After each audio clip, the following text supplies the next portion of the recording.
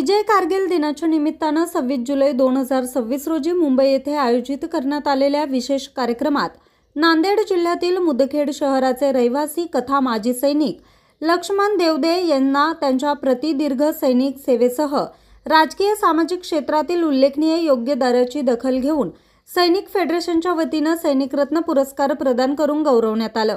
माजी सैनिक लक्ष्मण देवदे यांनी भारतीय सैन्यात कार्यरत असताना देशाच्या दुग्ध संवेदनशील भागात कर्तव्य बजावत असताना देशसेवा केली आहे।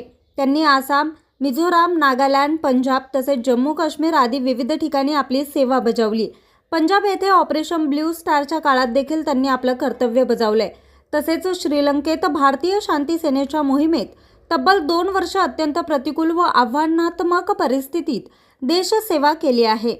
न्यूज रिपोर्टर जबार शेख, आज 24 तास, मुदखेड।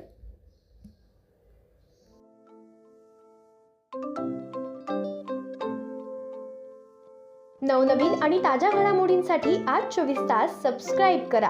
त्याचबरोबर बेल आयकॉनवर क्लिक करा आणि मिळवा आमच्या बातम्या।